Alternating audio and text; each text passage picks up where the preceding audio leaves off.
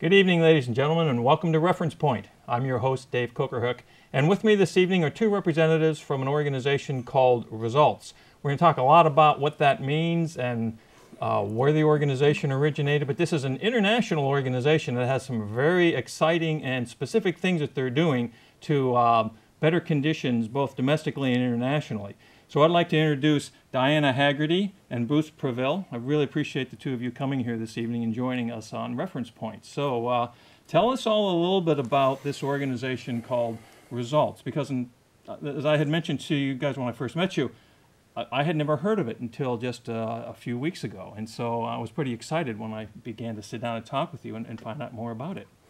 Well, thank you for having us on the show, Dave. Results started about in 1984, and it's an organization. Diana and I are both volunteers with Results, and the Results is dedicated to eliminating hunger and the worst aspects of poverty worldwide. Okay. And started in 1984 by a gentleman named Sam Daly Harris, and he was interested in hunger, and he attended a presentation about hunger and found out that, I'm remembering the story that he told. He found out that the means for ending hunger worldwide were available.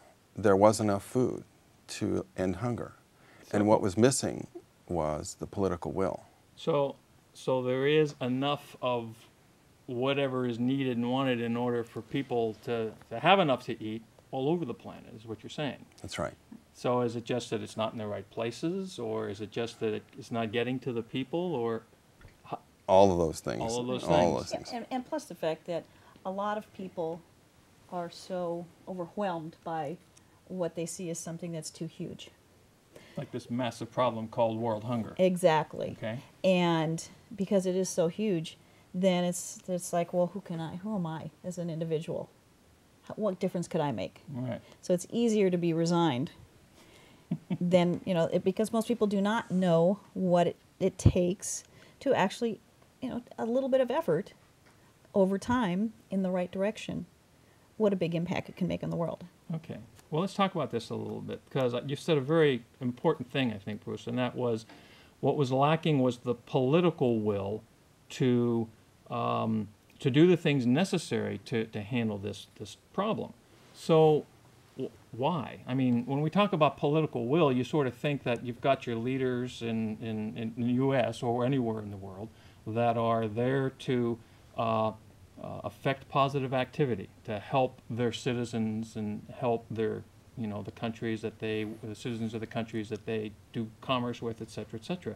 So the whole idea of lacking political will seems like that's an odd thing. Why would that be?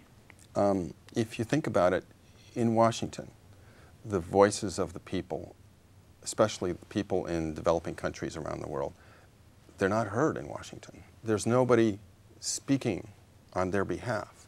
There's certainly a desire to do good things and to help out people that need help, but there's nobody speaking on their behalf, and the everyday people, for the most part, think, well, what could I do? Well, how could I make a difference? And it turns out the major focus of Results is focusing on Congress. Because Congress is, they're making legislation, putting money toward foreign aid, and they're working with hundreds of millions of dollars. If we did a bake sale, we'd raise maybe a few $100s, or a big campaign, we'd raise a few $1,000s, or $20,000 or $30,000, and that would be a lot of money. Mm-hmm. But the Congress is talking about $200 million. Huge amounts of money, and there are millions of people in the world who are living on $1 a day or less, scraping by. So we're really speaking on their behalf to the members of Congress to make sure they don't forget, because there's a lot going on. Okay.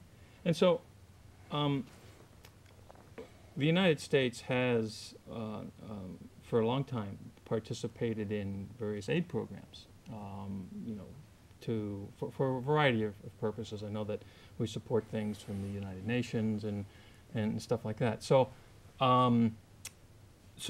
we have been doing certain things, right? But has it been that we haven't been doing enough? Is that part of the problem, or how do we?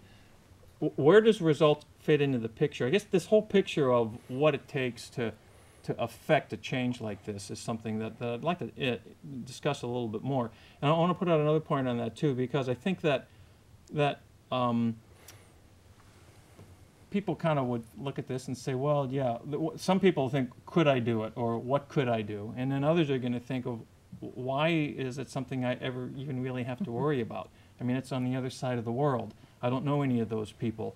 I never heard of that country, or that sort of thing. So I think both of those things together are important for the public to understand, because there is value in facilitating a positive impact on the other side of the planet. Yes? Mm. Right. You know, and what we're seeing is there is a lot more fluctuation in population, people moving countries back and forth, and what looks like is across the globe from us becomes very much our next door neighbor. And, you know, being able to make sure that, you know, if there's issues over in those countries, that could, you know, they could bring that, like one of the issues is around health. Mm. Here we are in the Santa Clara County area, in San Francisco Bay Area. We have the highest incidence rate of tuberculosis in the state of California.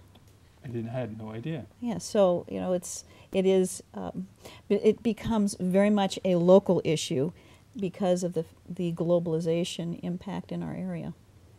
Interesting, because we've got people from all over the world that are coming here, is what you're saying. Right. It's not, Right. we're not isolated anymore, Exactly. like we maybe were 300 years ago.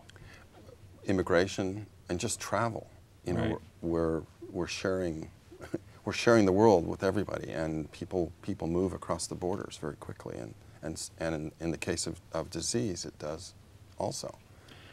I remember I saw something on the website, because I was checking out the website earlier today, and you mentioned something about health, and we talked about already one of the primary activities, or the made initiative to create the political will to end hunger and the worst aspects of poverty.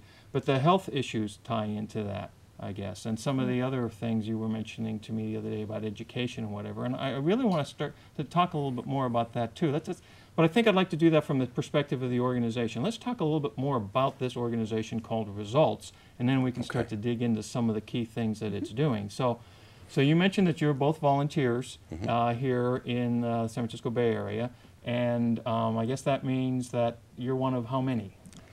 Well, there are 100 groups of volunteers.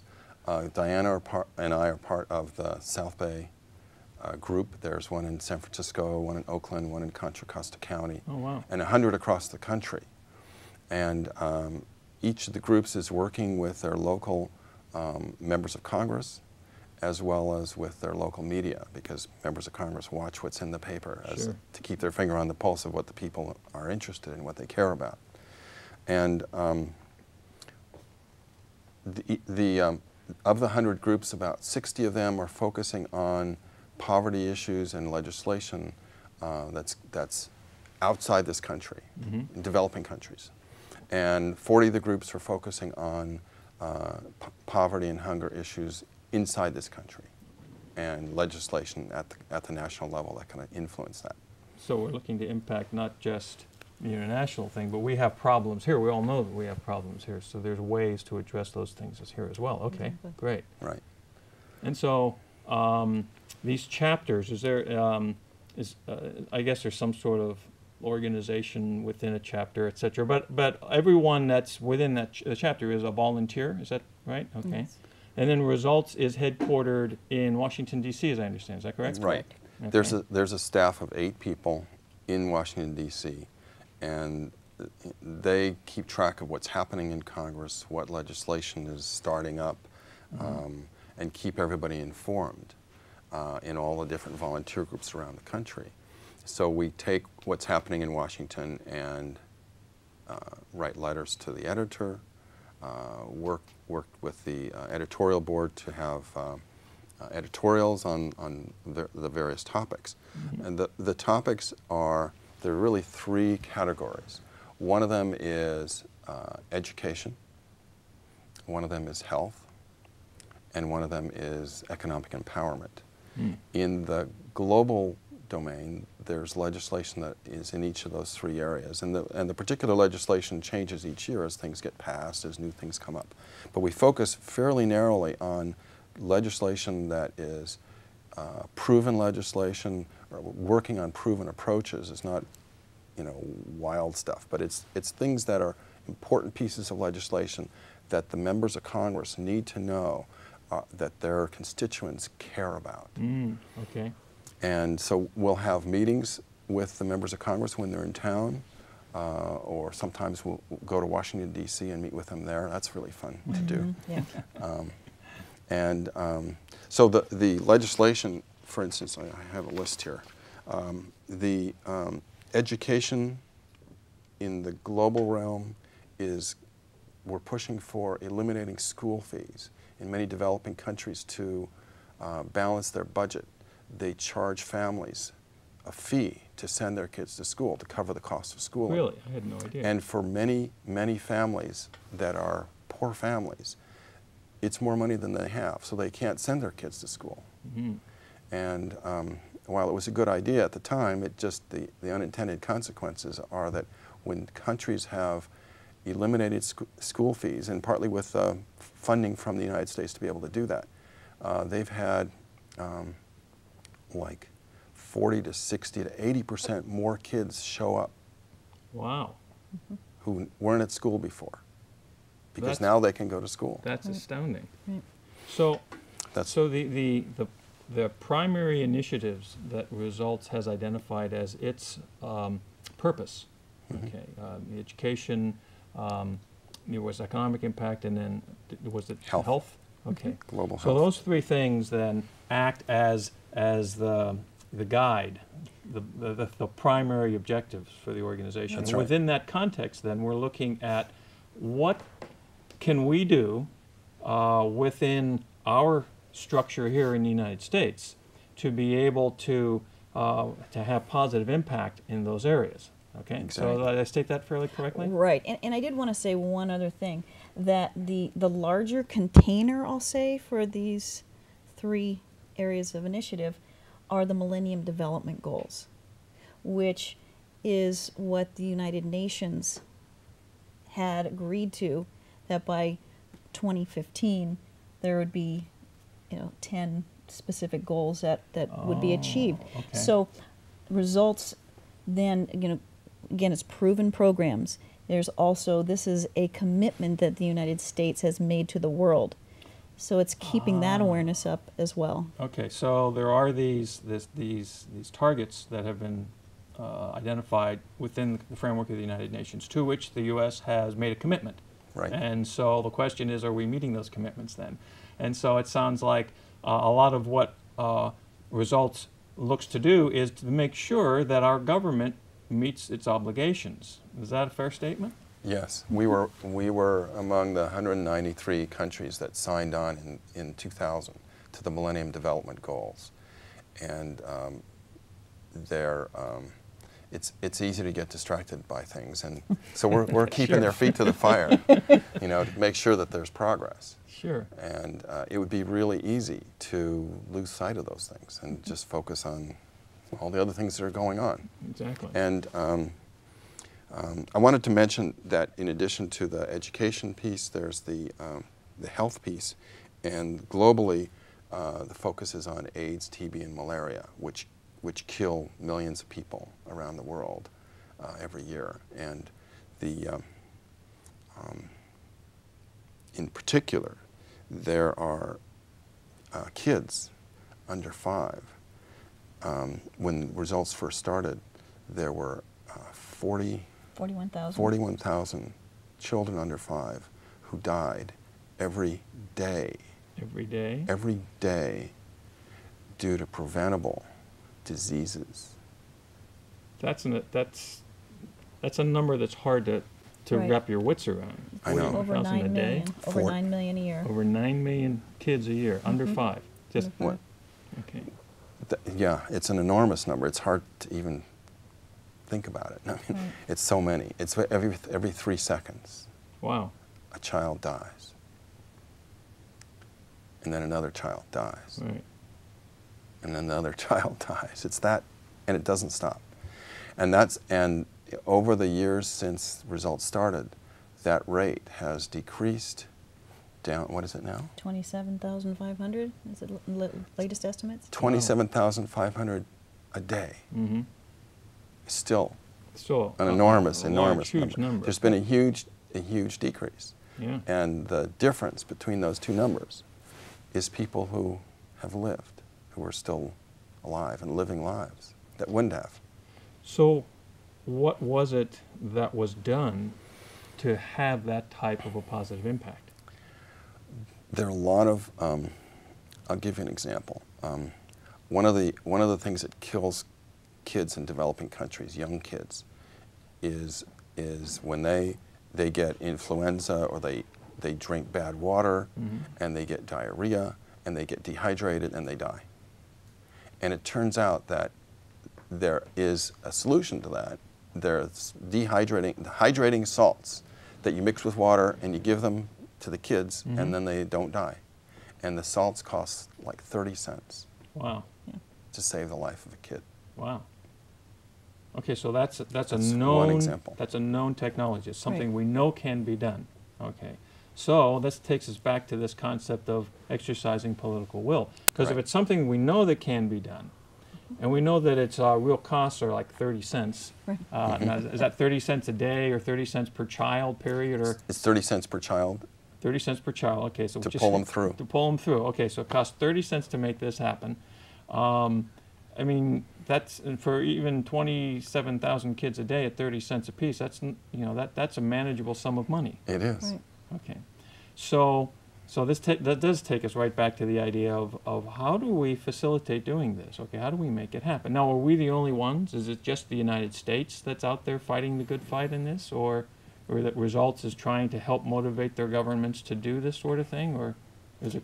Well, there are actually results organizations that are in different countries around the world that are using the U.S. model to work with their own local government bodies. So we've got Japan and Mexico and UK and Germany Germany and and France. France. Right. There are chapters. There's like several chapters Yes. in each of those countries. Okay, great. And they're growing, and they're using the same model with their legislatures Right. as we're using here in this country. There are a lot of initiatives going on. Results is not alone in the world. Mhm. But one of the things that perhaps sets Results apart from other organizations. I mean, there are organizations that encourage you to sign petitions. There are organizations that collect food and send food to people. Sure. But they're not collecting food and sending food like hundreds of millions of dollars worth, or programs that go to the heart of the problem, to the root of the problem. You certainly need to send food when there's a famine, when people will die if they don't have anything, because Right. they need Major food. scenarios like They'll starve. We had the hurricane in Mexico recently, and it's like an emergency situation that is Right. out of the ordinary. But even Right. when we go to the normal day-to-day, we have these problems of people who don't have enough to eat. Is what And we're they're saying. scraping by, Right. and they have no future. All they can look forward to is more of the same, of scraping by. One of the things that school fees do is they allow kids to get an education and to have something become available to them in their life beyond what they grew up with, Right. beyond the grinding poverty that they grew up in. And that's the value of the education work and the eliminating school fees, is to make education available. In malaria, TB, and AIDS, those are killers, and there are a lot of treatments that are available in this country that are not available in developing countries, and many of them are very inexpensive. I mean, tuberculosis can be treated. A full round of treatment is $16, I think, for a Wow. person, and as a result of the unavailability and the scarcity of medicines, there's been treatment for tuberculosis in developing countries that's been partial treatment, and it leads to new strains of tuberculosis that are drug resistant. Sure. We've heard about Right. that. If you don't take it out all the way, it'll mutate and Right. become And- more of a problem. And, bug, yeah. and you know, that kind of tuberculosis anywhere is tuberculosis everywhere. Right. Because You get on an airplane. We had a situation like that recently, right? Andrew, It was a in the fellow news, named a guy Andrew flew- Speaker, Yeah. who was exposed in Europe, and he flew back here, and there have been cases of extremely drug-resistant tuberculosis, which is resistant to all the standard treatments that they have. So what I'm hearing is that it's not just go out and let's do something. It's like we know that if you're going to go at the health issues, that you have to do it in a manner that's going to resolve the problem, not to do it halfway. Let's go the distance on it and take care Right. of that. Something else I'd like to get us into, by the way, we're going to do 2 segments of this show. I hadn't mentioned it to the audience, but we're actually going to have Diana and Bruce back for another segment of Reference Point, because this is a huge topic here. But I want to talk a little bit right now about the economic elements that you alluded to, because I find that to be very fascinating. It ties into the concept of microcredit. Is that true? Yes. I think the theme that's common across all the different areas is one of empowerment. And it shows up most clearly in the work that we're doing in microcredit. Probably everyone has heard about the Nobel Prize that was awarded to Professor Muhammad Yunus from Bangladesh for his really incredible starting up of microcredit in his country. And he's on the board of results, as a matter of fact, and has been for about 15 years. But he started microcredit in Bangladesh. He was an economist who trained in this country, and he went back to his country, and they were having a famine was going on, and he realized that the economics that he knew weren't of any use to the people in the village surrounding the university where he was teaching. Okay. And he went out and talked to people about what they needed. And there was one woman he spoke to who was making, she was making stools out of bamboo. And he said, how much do you make a day selling the stools that you make? And she said, about 2 cents. 2 cents. 2 cents. And he said, well, why is that? And she said, well, the money that she needs to buy the materials to be able to make the bamboo stools, she gets from a moneylender. And the agreement with the moneylender is that she has to sell the stools back to him when she makes them at the price that he sets. And he sets a price that only gives her 2 cents a day of profit. Wow. And so Professor Yunus said, well, how much money would you need to buy the material for your stools if you didn't go through the moneylender? And she said, what was it, $2? Yeah. Something like that. Yeah, it was really low. And he said, okay. And then he continued to walk around, and he found like 25 people who were in a similar situation with different crafts, different little businesses that they were scraping by and making a living with. And they needed a total of $47 $47. to do like this woman was able to do. They needed a total of $47, and he took the money out of his own pocket and gave it to these people and allowed them to make, this woman made the stool and was able to get all the profit, which she suddenly went to making $1.25 a day. From 2 cents a day to $1.25 Right. a day. Okay, which is a huge jump. A huge You jump. talk about a way to impact your bottom line. I mean, the Exactly. percentage effect there is humongous. It's huge. Right. What microcredit provides is a way for people to be able to climb out of poverty. It benefits them, their family, and their community. And it's not giving away money. This is not like what we're going to do here is we're going to. It's not like a grant or something. It is a They loan, pay it back. right? That's right, and they have over 95% repay. And they structure it so that there's groups. It's nobody on their own. It's a communal, so you have groups of people who are have loans, and they're supporting each other, because there's huge amount of cultural issues that have to be overcome around. A lot of times it's women, women going out and becoming entrepreneurs. Great. So that having that support structure around them, and there's definitely that sense of worth to be able to pay back. Sure. And as they're able to pay back, then they could request another loan. So they're developing an understanding of how to work with money. That's fantastic. So, and just from a standpoint of the economics and the marketing guy within me, the entrepreneurial thoughts that I have, etc. I mean, that kind of a concept is a huge concept. But you don't find that in your average bank. You can't go to the Bank of America here and ask for a loan if you haven't got it. In fact, it's the exact opposite. It's the exact opposite. The people that would not qualify for a loan in our model are the ones that are the focus of this model. Got it. The banks want to give. Economics says give a big loan to a big business, right, rather than lots of small loans to little tiny businesses.